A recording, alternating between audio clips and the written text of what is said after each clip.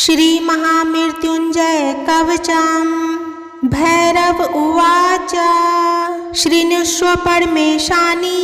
कवचं मन्मुखोदितं महामृत्युंजयस्यास्य नादेयं परमाद्भुतं यं धृत्वा यं पठित्वा च यं श्रुत्वा कवचोत्तमं त्रैलोक्याधिपतिर्भूत्वा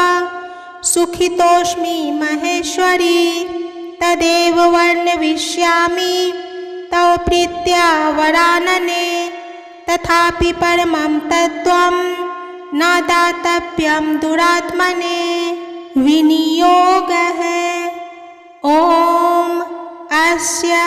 श्री महामृत्युंजय कवचस्य श्री भैरव ऋषिः गायत्री छन्दः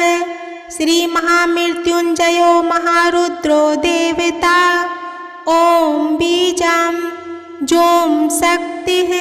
सह कीलकं हौं इति तत्त्वं चतुर्वर्ग फलसाधने मृत्युंजय कवच पाठे विनियोगः। ॐ चंद्रमंडल मध्यस्थे रुद्रमाले विचित्रिते तत्रस्थं चिन्तयते साध्यं मृत्युं प्राप्नोति जीवति। ॐ जों सः हौं शिरः पातु देवो मृत्युंजयो मम श्रीशिवो वै ललाटं च ॐ हौं भ्रुवो सदाशिवः नीलकण्ठोऽवता नेत्रे कपर्दी मे वेताश्रुति त्रिलोचनोऽवतां गण्डो नाशां मे त्रिपुरान्तकः मुखं पीयूषघटभृत् ओष्ठौ मे कृत्तिकाम्बरः हनुं मे हाटकेशानो मुखं वटुकभैरवः कन्धरां कालमथनो गलं गणे प्रियोऽवतु स्कन्धो स्कन्दपिता पातु हस्तौ मे गिरिशोऽवतु नखान् मे गिरिजानाथः पायान्दङ्गुलिसंयुतान् स्तनौ तारापतिः पातु वक्षः पशुपतिर्मम कुक्षिं कुबेरवदनः पार्श्वो मे मारशासनः सर्वं पातु तथा नाभिं शूलीपृष्ठं ममावतु शिश्नं मे शङ्करः पातु गुह्यं गुह्यकवल्लभः कटिं कालान्तकः पाया दुरु मेधक घातकः जागरूकोऽवता जानो जङ्घे मे कालभैरवः गुल्फो पाया जटाधारी पादो मृत्युंजयोऽवतु पादादिमूर्धपर्यन्तं सद्यो जातु ममावतु रक्षाहीनं नामहीनं वपुः पत्वा मृतेश्वरः पूर्वे बले विकर्णो दक्षिणे कालशासनः पश्चिमे पार्वतीनाथ उत्तरे मां मनोन्ममः ऐशान्यामीश्वरः पाया दाग्नेयामग्निलोचनः न श्रियतां शम्भुर्व्याम्नां वायव्यां वायुवाहनः ऊर्ध्वं बलप्रमथनः पाताले परमेश्वरः दक्षदिशु दासपातु महामृत्युंजयश्च मां रणे राजकुले धूते विषमे प्राणसंशये पायादोजों महारुद्रो देवदेवो दशाक्षरः प्रभाते पातु मां ब्रह्मा मध्याह्ने भैरवोऽवतु सायं सर्वेश्वरः पातु निशायां नित्यचेतनः अर्धरात्रे महादेवो निशान्ते मां महोदयः सर्वदा सर्वतः पातु ॐ जों सः हौं मृत्युंजयः इतीदं कवचं पुण्यं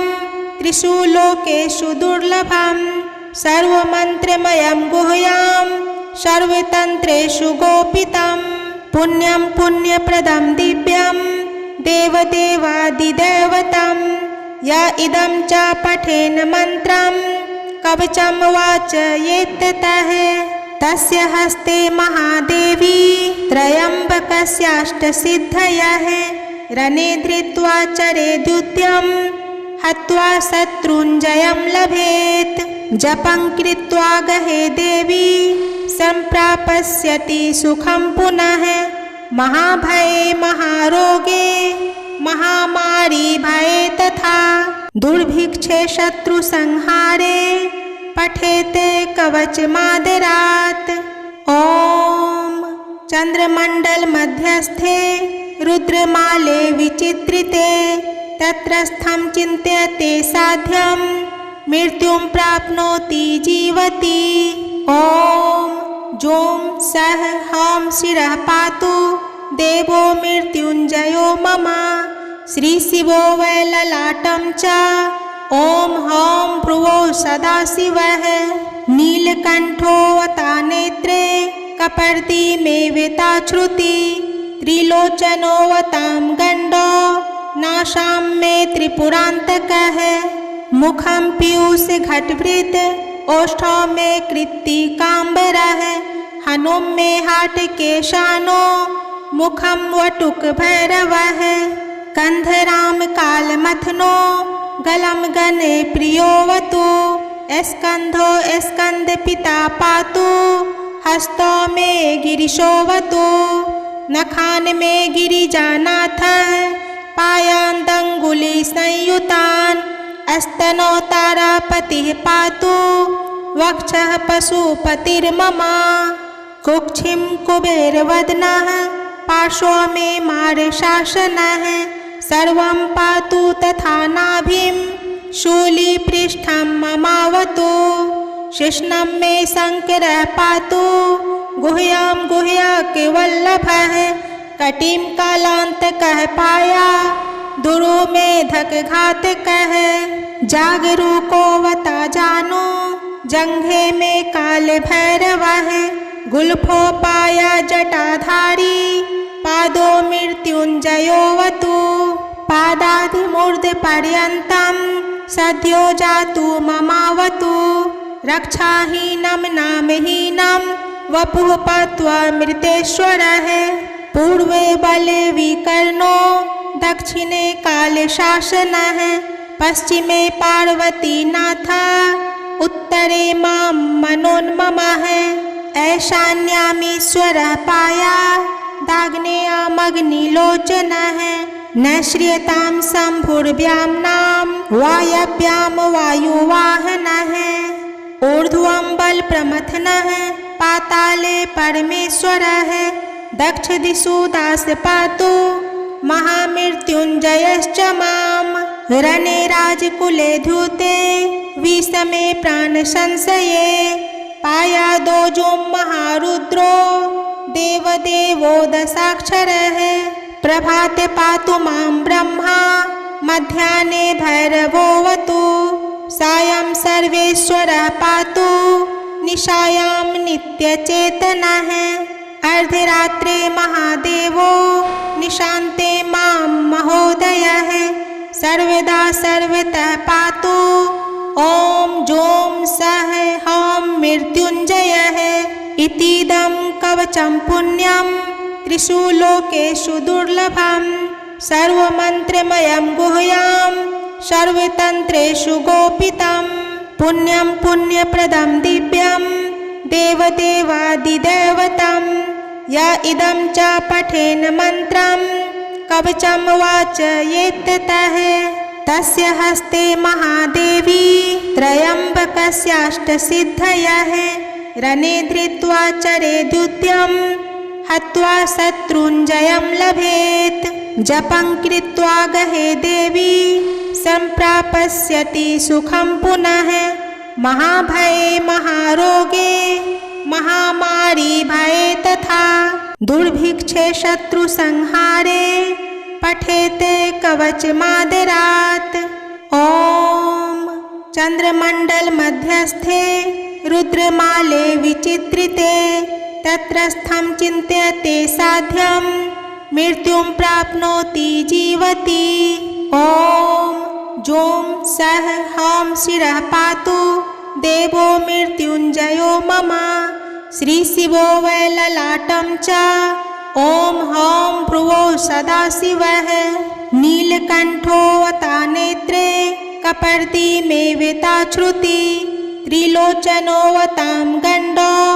नाशां मे त्रिपुरान्तकः मुखं पीयूषघटवृत् ओष्ठो मे कृत्तिकाम्बरः हनुं मे हाटकेशानो मुखं वटुकभैरवः कन्धरां कालमथनो गलं गणे प्रियोऽवतु स्कन्धो स्कन्दपिता पातु हस्तो मे गिरिशोऽवतु नखान् मे गिरिजानाथः पायान्दङ्गुलिसंयुतान् स्तनो तारापतिः पातु वक्षः पशुपतिर्मम कुक्षिं कुबेरवदनः पार्श्वो मे मारशासनः सर्वं पातु तथा नाभिं शूलीपृष्ठं ममावतु शिश्नं मे शङ्करः पातु गुह्यं गुह्यकवल्लभः कटिं कालान्तकः पाया दुरु मेधकघातकः जागरूकोऽवता जानो जङ्घे मे कालभैरवः गुल्फोपाया जटाधारी पादो मृत्युञ्जयोऽवतु